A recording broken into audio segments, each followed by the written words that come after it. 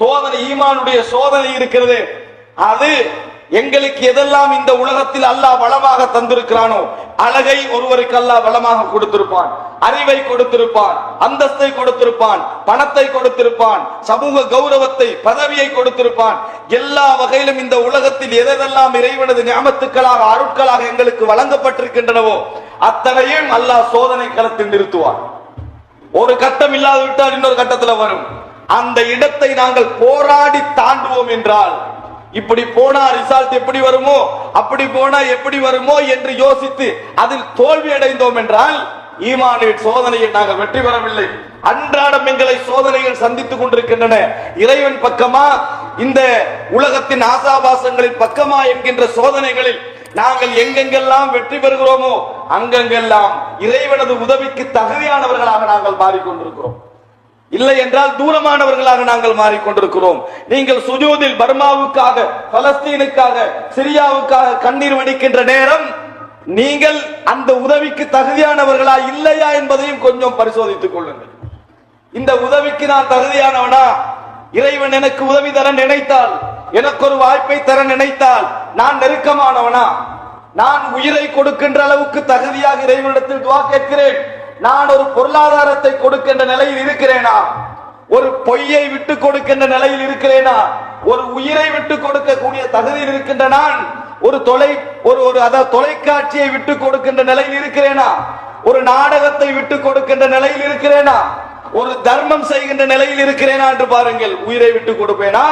ரப்பனா லிம்ம கதப்த அலைனல் கிதால், ஏன் யுத்தத்தை கடமையாக்கினா என்று கேட்கக்கூடிய நிலைமைக்கு மாறிவிடக் கூடாது. அன்புள்ள சகோதரர்களே, உங்களுக்கு தெரியும், அபூ தர் அல் கிஃபாரி ரலியல்லாஹு அன்ஹு அவர்கள் இஸ்லாத்திற்காக செய்த தியாகம் செய்த நபி, அந்த தோழர் பிலால் ரலியல்லாஹு அன்ஹு அவர்களை பார்த்து ஒரு நேரம் இப்ன சௌதா, ஏ கருப்பியின் மகனே என்று ஒரு வார்த்தை சொல்லுகிறார். மனிதன் கோபப்படக்கூடியவன், அவசரத்தில் சொல்லுகிறார். அந்த நேரத்தில் பிலால் இப்னு அபி ரபாஹ் அவர்கள் ரசூலுல்லாஹி ஸல்லல்லாஹு அலைஹி வஸல்லம் இடத்திலே வந்து சொல்லுகிறார்கள், அல்லாஹ்வின் தூதரே, இப்படி அவர் என்னை தாயை கொண்டு இந்த மாதிரி என்ன செஞ்சிட்டாரு சொல்லிவிட்டார். உடனே ரசூல் ஸல்லல்லாஹு அலைஹி வஸல்லம் அவர்கள் அழைத்து, ஐயர்தஹு பி உம்மி, அவரது தாயை சொல்லி குறை சொன்னீர்களா? இன்னக இம்ரஉன் ஃபீக ஜாஹிலியா, எப்படி நீங்க உங்கள்ட்ட ஜாகிலியத் குணம் இருக்குது, அபூதர்ரே உங்களிடத்தில் ஜாகிலியத் இருக்கிறது என்று சொன்னவுடன் எப்படி துடிதுடித்து போனார்கள். எங்களுக்கு இது போன்று 1000 வார்த்தைகள் சொல்லப்பட்டாலும் இதுவும் சொல்லுவேன், இன்னும் சொல்லுவேன், அவன் செஞ்ச வேலை தெரியுமா என்று நியாயம்தான் சொல்லுவோமே ஒழிய, இது நபியுடைய வார்த்தை என்கின்ற மரியாதை உள்ள, ஈமானி உள்ள உள்ளங்கள் இன்று குறைவாக இருக்கிறது சகோதரர்களே. இன்ன கம்ரவுன் ஃபீக ஜாஹிலியா, ஜாகிலியத்துள்ள மனிதர் என்று சொன்னப்பட்டவுடன் அந்த அபூ தர் அல் கிஃபாரி அவர்கள் பட்ட வேதனை இருக்கிறது. பிலாலை காணும் பல பொழுதுகளில் அவர் நிலத்தில் தலையை வைத்து தனது கன்னத்தை காட்டி, பிலாலே இங்கே மிரியுங்கள், நான் சொன்னதற்கு பரிகாரமாக இருக்கட்டும் என்று பலமுறை கேட்பார்கள். அந்த நேரத்தில் பிலால் அவர்கள் கண்ணீர் வடி தழுவார்கள். யக்ஃபிருல்லாஹு லக யா அபூ தர், அபூ தர்ரே அல்லாஹ் உங்களது பாவத்தை மன்னிக்கட்டும். உங்களுடைய கன்னத்தை ஒரு நாளும், இறைவனுடைய பாதையில் ரத்தம் தோய்ந்த கன்னத்தை நான் ஒரு நாளும் மிதிக்க மாட்டேன். ஃபயஹ்தனிகான் வயப்கியான், முஆனகா செய்து கண்ணீர் விட்டு அழுவார்கள். ஒரு பிரச்சனை அவர்களை சகோதரத்துவத்துக்கு அதிகரிக்க செய்தது. எங்கட பிரச்சனைகள் சகோதரத்துவத்தை பிரிக்க செய்ய, பிரச்சனை வந்ததா இல்லையா? பிரச்சனை வந்தது. ஆனால் அதற்கு பின்னால் ஏற்பட்ட ஒற்றுமை இருக்கிறதே, பழைய காலத்தை விட அதிகம் என்பதை காட்டுகிறோம். காரணம் அப்படித்தான் ஈமான், அப்படித்தான் ஈமான் என்பது இருக்கும் என்பதை புரிந்து கொள்ள வேண்டும். ரசூலுல்லாஹி ஸல்லல்லாஹு அலைஹி வஸல்லம் அவர்களுடைய பெரியப்பா ஹாரிஸ், அவருடைய மகன் அபூ சுஃபியான், இந்த அபூ சுஃபியான் அல்ல, வேறொரு அபூ சுஃபியான், அந்த அபூ சுஃபியான் இப்னு ஹாரிஸ் அவர்கள் ரசூலுல்லாஹி ஸல்லல்லாஹு அலைஹி வஸல்லம் உடைய ஏஜுக்கு கிட்டத்தட்ட ஒன்றாக இருந்தவர்கள். அவர்தான் முதலாக இஸ்லாத்தை ஏற்றுக்கொள்ள வேண்டும் என்று நபிகள் எதிர்பார்த்திருந்தார்கள். ஆனால் அவர் ஏற்கவில்லை. நபியர்களை எதிர்த்தார்கள், வசைபாடினார்கள், கவிதையால் நபியர்களை நையாண்டி செய்தார்கள், நபியர்களை வஞ்சித்தார்கள். எந்த வரைக்கும்? மக்கா வெற்றி வரும் வரைக்கும் அவ்வளவு எதிரியாக மாறினார் இந்த அபூ சுஃபியான். நபி அவர்கள் மக்காவுக்கு வெற்றி வாகை சூடி வரப்போகிறார்கள் என்று தெரிந்தவுடன் என்ன சொன்னார் தெரியுமா? மனைவி அழைத்து, நபி இப்பொழுது மக்கா பிடிக்க போறாரு, இனி எங்களுக்கு இங்க இருந்து வேலை இல்ல, எங்கேயா போயிடுவோம் என்று சொன்னார். அந்த நேரத்தில் அவருடைய மனைவி சொல்றாரு, ஏன் இன்னும் இஸ்லாத்தை ஏற்றுக்கொள்ற நிலைமை உங்களுக்கு வரவில்லையா? ஏற்றுக்கொண்டால் என்ன என்று கேட்டார்கள். உள்ளத்திற்குள் ஈமான் நுழைகிறது. நுழைந்த அடுத்த கணம் அவர்கள் மாறிய மாற்றங்கள் இருக்கிறதே சகோதரர்களே, வரலாற்றில் ஆச்சரியமிக்க பதிவுகள் சகோதரர்களே. அவர்கள் ரசூலுல்லாஹி ஸல்லல்லாஹு அலைஹி வஸல்லம் அவர்களை ஈமான் கொள்ளுவோம் என்று நினைத்த அந்த நிமிடத்தில் இருந்து முடிவெடுக்கிறார். தன் மகனை முகீரா அல்லது நௌஃபல் அல்லது ரபியா, மூன்றில் ஒரு மகனை அழைத்துக் கொண்டு அவர் மதீனாவுடைய ரசூலுல்லாஹி ஸல்லல்லாஹு அலைஹி வஸல்லம் மதீனாவிலிருந்து மக்காவுக்கு வந்து கொண்டிருக்கிறார்கள். அபுவா என்ற இடத்திலே வைத்து அவர்களை சந்திக்கிறார்கள். சந்திப்பதற்கு முன்னால் இவர்கள் எங்களை கண்டுவிட்டால் கொலை செய்து விடுவார்களோ, நான் பரம எதிரியாக இருந்திருக்கிறேன் என்ற பயத்தின் காரணமாக ஒளிந்து ஒளிந்து என்ன செய்கிறார்கள், ரசூலுல்லாஹி ஸல்லல்லாஹு அலைஹி வஸல்லம் இருக்கின்ற இடத்தை தேடி வருகிறார்கள். நபியர்களுக்கு முன்னால் வந்து நிற்கிறார்கள். இவர்களையும் நபியர்கள் மன்னித்து விடுவார்கள். ஆனால் தனது குடும்பத்தில் தனக்கு சார்பாக தனது நம்பிக்கையை நேர்மையை பார்த்து நின்ற ஒருவர் என்னை வசைபாடினார் என்று நினைக்கின்ற நபியருடைய உள்ளத்தில் ஆத்திரம் எழுகிறது. நபியர்கள் முகத்தை திருப்பிக் கொண்டார்கள். அந்த பக்கத்தால வாராரு, இந்த பக்கம் திருப்பிக்கினாங்க. முன்னால வாராரு, குனிந்து கொண்டார்கள். நபியர்கள் பார்க்க விரும்பவில்லை. இவ்வளவு நாளும் அகங்காரமோடு இருந்தவர், நான் இஸ்லாத்துக்கு வந்திருக்கிறேன், இதனடா முகத்தை திருப்பிக்கின்றார் என்று சொல்லி ஓடவில்லை. ஈமான் சகோதரர்கள் வந்து உண்மையாக வந்துட்டாங்க. அவர் தடுமாறுகிறார். கடைசியில் அன்சாரிகள் முகத்தை திருப்பிக்கிறாங்க, முஹாஜிரின்கள் முகத்தை திருப்பிக்கிறாங்க. இதன் காரணமாக ஒரு அன்சாரி என்ன செய்யறாருன்னா, இப்படி இப்படி எல்லாம் இருந்தாய், நீதானே முதலா இஸ்லாத்துக்கு வந்திருக்கணும் என்றெல்லாம் கண்டிக்க ஆரம்பித்தவுடன் அந்த அவமானத்தை தாங்க முடியாமல் அப்பாஸ், அதாவது தனது பெரியப்பா அல்லது சாச்சாவிடத்தில் மறுபடியும் போறார். போய் அவர், அதாவது ரசூல் ஸல்லல்லாஹு அலைஹி வஸல்லம் இஸ்லாத்தை ஏற்று வந்திருக்கிறேன், அவர் முகத்தை திருப்புவானான்னு சொல்லுங்க, என்னைய கொஞ்சம் பார்க்க சொல்லுங்கள், மன்னிக்க சொல்லுங்கள் என்று கெஞ்சுகிறார்கள். அப்பாஸ் எல்லாம் சொல்லுகிறார்கள், நபி அவர்களுக்கு மேலாக நான் எதுவுமே இந்த இடத்துல என்ன செய்ய முடியாது, செய்ய முடியாது. அடுத்தது எப்படி ரசூல் ஸல்லல்லாஹு, அபூ சுஃபியான், அலி, முஹம்மத் இவங்க எல்லாம் ஒரே தரத்துல உள்ளவங்க, ஒரே தந்தைமாருடைய பிள்ளைகள், அதாவது பெரியப்பா சாச்சாவுடைய பிள்ளைகள்.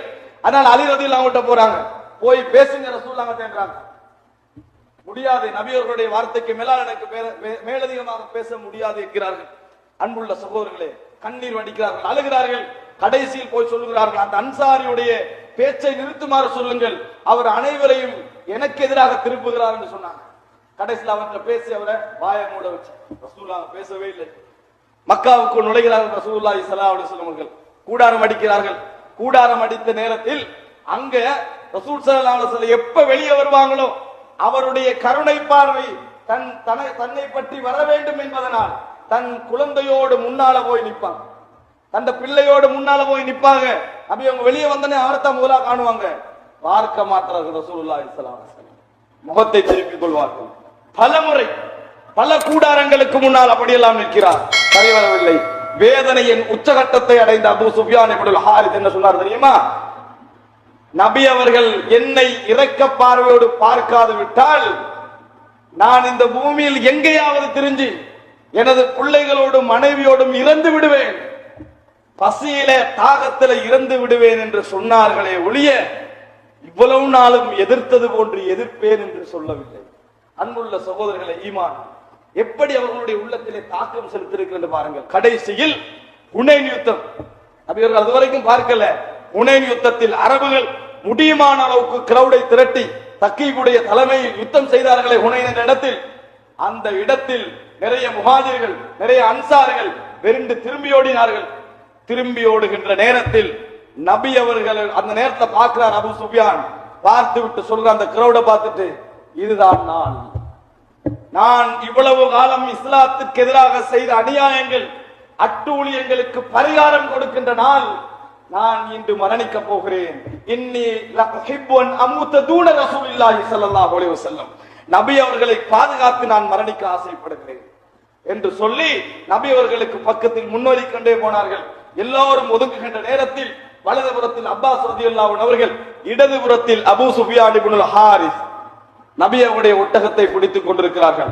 நபி அவர்கள் முன்னேறி கொண்டு போகிறார்கள். அனன் நபீலா கதிப் அனைபுன் அப்துல் முத்தலிப், நான் நபி பொய்யன் அல்ல, அப்துல் முத்தலிபுடைய பேரன் என்று நபி அவர்கள் சொல்லிக் கொண்டு முன்னேறி கொண்டிருக்கிறார்கள். அந்த கடிவாளங்களை பிடித்து வாளோடு யுத்தம் செய்து கொண்டிருக்கிறார் அபூ சுஃபியான். முகம் கவசம் அணியப்பட்டிருந்ததால் நபி அவர்கள் திரும்பி அப்பாஸ் இடத்திலே கேட்கிறார்கள், யார் இவர், இவர் யார் என்று கேட்கிறார்கள்.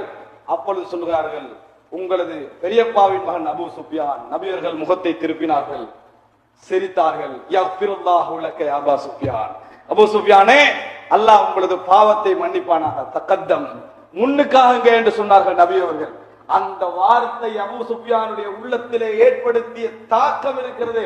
மஹப்பத்துன் நபி, நபி அவர்கள் என்னை நேசித்தார்கள் என்கின்ற அந்த தாக்கம் அவரை அதாவது உயிர் கொடுத்து போராட செய்தது. கடுமையாக யுத்தம் செய்தார்கள். அந்த இடத்தில் அவர் ஷஹீதாக்கப்படாது விட்டாலும் பல காயங்களுக்குள்ளார்கள். கடுமையாக யுத்தம் செய்தார்கள் சகோதரர்களே. அதனால் நான் என்ன சொல்கிறேன் என்றால், படிப்பினை பெற வேண்டும். ஈமான் என்பது மரணமா வாழ்வா என்பதற்கு இடையிலான போராட்டம். துருக்கி அதாவது இஸ்தான்புலுடைய எல்லையில் வைத்துக் கொண்டு முகமது அல் பாத்தி ஒரு கடிதம் எழுதுகிறார். அந்த உஸ்மானிய கலீஃபா அதாவது இஸ்தான்புலுடைய தலைவரை பார்த்து கடிதம் எழுதுகிறார். அந்த எழுதுகின்ற வயதில் எத்தனை வயது தெரியுமா அவருக்கு? 22 வயது இளைஞர். உஸ்மானிய சாம்ராஜ்யத்தின் கலீஃபா முகமது அல் பாத்தி எப்படி எழுதுகிறார் தெரியுமா? நீங்கள் சரண்டர் ஆகுவீங்க என்று சொன்னால் அது சிறந்தது என்று எழுதுகிறார்கள். அவர் பதில் எழுதுகிறார், நான் போராடி மரணிக்க தயார், சமாதானம் பேச தயாராக இல்லை. அந்த நேரத்தில் முகமது அல் பாத்தி என்ன பதில் எழுதினார் தெரியுமா? ஹசனன், நல்லது. சயகூனு லி அம்மா கரீபின் ஃபீஹா அர்ஷ் அவ் யகூனு லி ஃபீஹா கப்ர். அப்படியா? நல்லது. இன்னும் கொஞ்ச நேரத்தில் எனக்கு ஒன்று அங்கே சிம்மாசனம் இருக்கும், அல்லது எனக்கு அங்கே கபிரிஸ்தான் இருக்கும் என்று சொன்னார்கள்.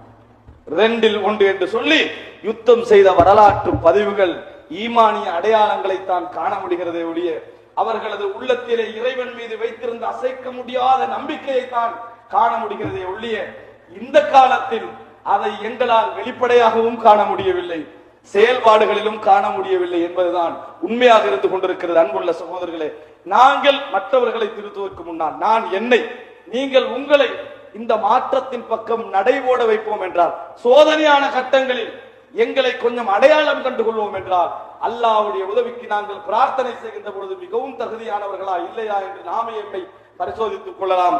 அப்படிப்பட்ட நல்ல மனமுள்ள, ஆர்வப்படக்கூடிய, உள்ளமுள்ள, இறைவனுக்காக போராடக்கூடிய மனதுள்ள மக்களாக என்னையும் உங்களையும் அல்லாஹ் ரப்புல் ஆலமீன் ஆக்கியருள் புரிவானாக. இஸ்லாமிய மார்க்கத்தை அல் குர்ஆன் சுன்னா அடிப்படையில் தெரிந்து கொள்ள இன்ஷா அல்லாஹ் ஹலால் டாக்ஸ் தமிழ் எனும் யூடியூப் சேனலை சப்ஸ்கிரைப் செய்து எம்மோடு இணைந்து கொள்ளுங்கள்.